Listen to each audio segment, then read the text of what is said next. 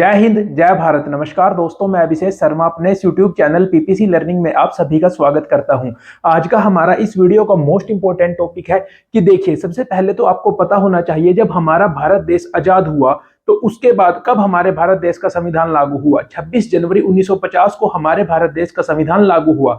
जब हमारे भारत देश का संविधान लागू हुआ उस समय उसमें 8 अनुसूचियां थी। उसके बाद पहले संशोधन के द्वारा 9वीं अनुसूची जोड़ी गई, फिर 10वीं अनुसूची जोड़ी गई और फिर 73वें संविधान संशोधन के द्वारा 11वीं अनुसूची जोड़ी गई। तो आज का हमारा जो वीडियो का टॉपिक है वो 11th schedule of Indian constitution से रिलेटेड है। देखिए, 73वें संविधान संशोधन जो 1992 में हुआ, 73वां संविधान संशोधन जो 1992 में हुआ, उसमें क्या होता है, उसमें पंचायतों को संवैधानिक दर्जा दिया जाता है। तो उसमें कुछ प्रावधान किए गए। उसमें भारत के संविधान में 11वीं अनुसूची ऐड की गई और 11वीं अनुसूची में कितने विषय ऐड किए गए? 29 विषय। ठीक है, तो ये 29 विषय पंचायतों को कार्य करने के लिए सौंपे जा सकते हैं। तो इसमें से अब हमें क्या पढ़ना है कि 73वें संविधान संशोधन में जो बात कही गई उसमें से प्रत्येक राज्य के लिए कौन सी बातें अनिवार्य की गई और कौन सी बातें राज्यों के विवेक यानी राज्यों की मर्जी पर छोड़ दी गई कि अगर उनको सही हालात सही तरीका लगता है तो वे इन चीजों को लागू कर सकते हैं, लेकिन जो अनिवार्य है वो आपको लागू ही करनी पड़ेगी अपने अपने राज्यों में। मतलब संसद ने एक कानून बना दिया, एक कानून बना के सबके सामने रख दिया कि ये बातें आप सभी के लिए अनिवार्य है कि आप अपने राज्यों में लागू करेंगे और ये बातें आप अपनी इच्छा अनुसार, अगर आपको सही लगता है तो आप लागू कर दीजिए, अगर आपको सही नहीं लगता तो आपके ऊपर हम छोड़ रहे हैं। तो आज जो यहां से इंपॉर्टेंट टॉपिक है कि जो 73वां संविधान संशोधन है उसके तहत कौन कौन से उपबंध अनिवार्य किए गए राज्यों के लिए और कौन से राज्यों के विवेक पर छोड़े गए, हमें पढ़ने हैं। बिल्कुल इजीली मैं आपको इनको याद करवा दूंगा। और ये देखिए, ये एक इंपॉर्टेंट टॉपिक है। बहुत से बच्चे पंचायत जो टॉपिक है उसको पढ़ के इसको छोड़ देते हैं और यही से फंसता है क्वेश्चन एग्जाम में। सबसे पहले महिलाओं को 1/3 आरक्षण जरूर देना पड़ेगा। सभी राज्यों के लिए कंपलसरी किया गया कि जो पंचायत है, सबसे पहले तो आपको पता होना चाहिए कि जो पंचायत है उसके 3 स्तर होते हैं। सबसे पहले गांव के लेवल पे ग्राम पंचायत, फिर पंचायत समिति जिसको ब्लॉक समिति भी बोलते हैं, और फिर होता है जिला परिषद। तो तीनों के तीन जो ये स्तर है इनमें महिलाओं के लिए 1/3 यानी 33% आरक्षण देना जरूरी है। ठीक है, ये बात अनिवार्य की गई। तो अगर मैं आपसे क्वेश्चन पूछूं क्या लोकसभा या फिर विधानसभा के चुनाव में भी महिलाओं के लिए कुछ ऐसे आरक्षण के प्रावधान है? जी नहीं, प्रावधान नहीं है। अनुसूचित जातियों जनजातियों के लिए जनसंख्या के अनुपात में आरक्षण की व्यवस्था, यह भी एक इंपॉर्टेंट बात है कि अनुसूचित जातियों यानी एससी और एसटी के लिए भी आरक्षण देना पड़ेगा। जिस राज्य में जिस अनुपात में एससी निवास करते हैं या फिर एसटी निवास करते हैं उसी अनुपात के हिसाब से उनको आरक्षण दिया जाएगा प्रत्येक राज्य में, जो अलग अलग होगा। अब महिलाओं के लिए तो कॉमन बात बोल दी गई कि 1/3 तो देना ही देना है, लेकिन एससी एसटी के लिए सभी राज्यों में ये अलग अलग है, क्योंकि जिस हिसाब से जिस राज्य में एससी की जनसंख्या है उसी हिसाब से उसको आरक्षण दिया जाना बोला गया है और ये अनिवार्य उपबंध के अधीन आता है।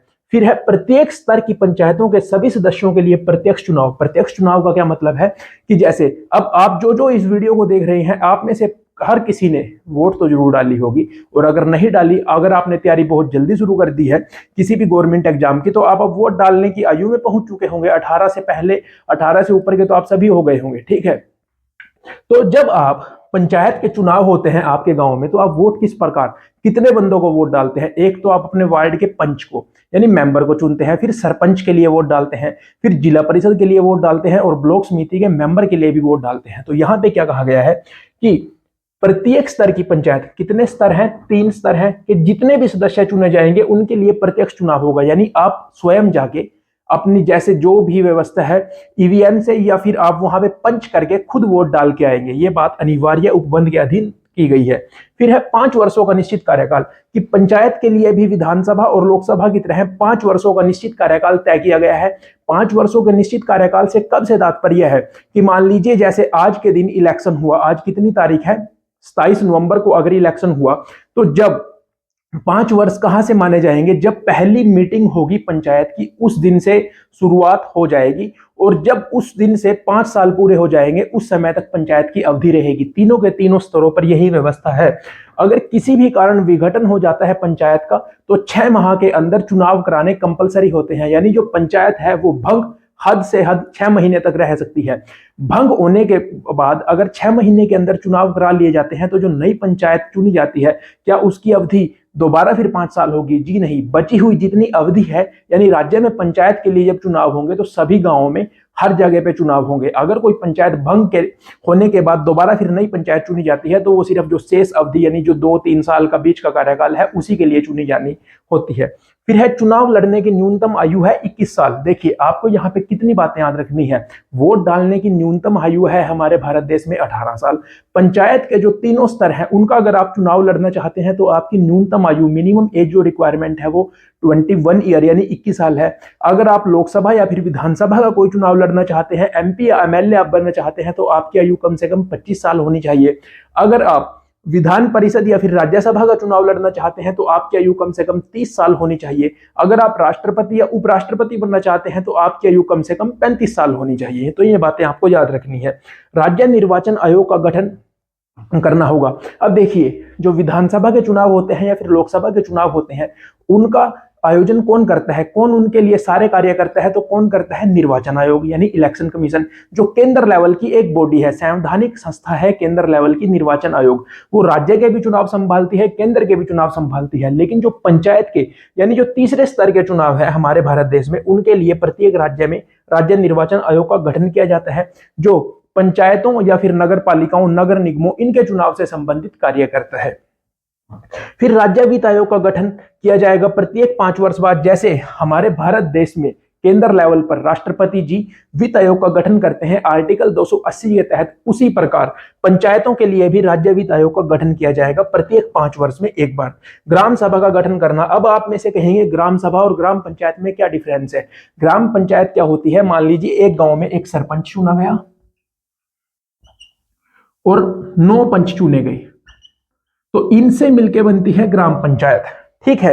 लेकिन इनको जो चुनने के लिए वोट डालेंगे, मतलब प्रत्येक गांव में वो व्यक्ति, अब आप ऐसा नहीं कह सकते कि वोट डालने की आयु 18 वर्ष है तो किसी गांव में 18 वर्ष से ऊपर के जितने भी व्यक्ति हैं सभी के सभी ग्राम सभा के सदस्य होंगे। जी नहीं, जिनका नाम जो वोट डालने की आयु है वो पूरी कर चुके हैं और जिन्होंने अपनी वोट बनवा ली है तो वो ही सिर्फ ग्राम सभा के सदस्य होंगे।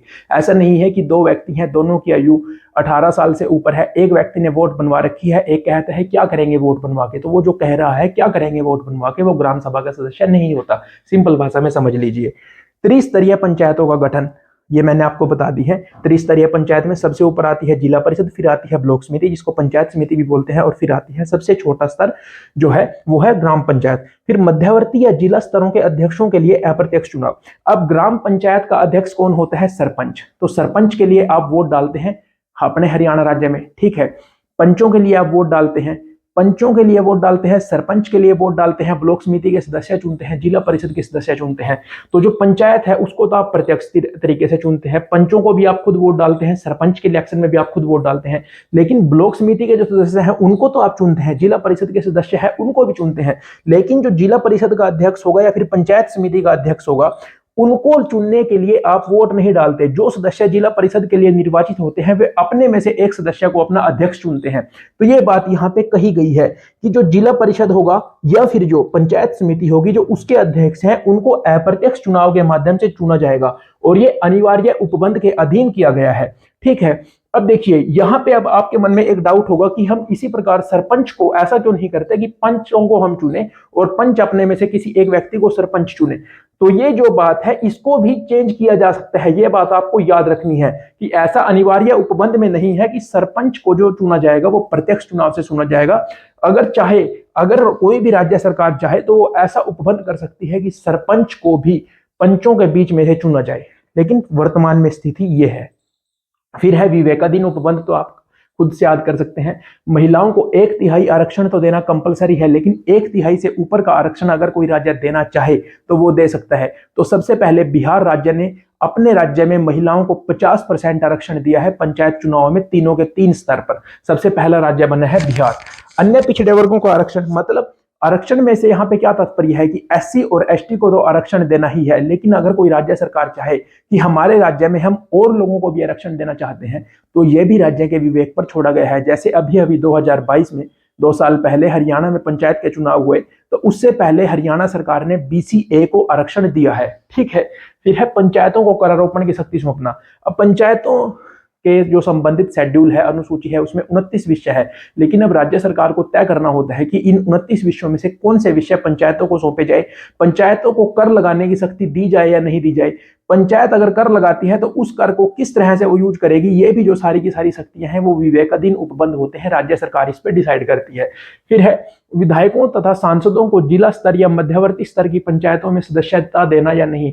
अब आप लोग अगर राजनीति से जुड़े हैं, पॉलिटिक्स से जुड़े हैं, आपके घर में से कोई ब्लॉक समिति का मेंबर बना है या चेयरमैन बना है, तो आपको पता होगा कि वहां पे जो वोट डलती है वो एमएलए की भी वोट डलती है कई बार। तो ये राज्य के ऊपर होता है कि वो एमएलए या फिर एमपी को उनमें सदस्यता देंगे या नहीं। मतलब जब ब्लॉक समिति या फिर जिला परिषद की मीटिंग होती है तो उसमें एमपी या फिर एमएलए को क्या क्या अधिकार देने हैं, ये सभी के सभी राज्य के विवेकाधीन उपबंध के अधीन किए गए हैं। ठीक है जी।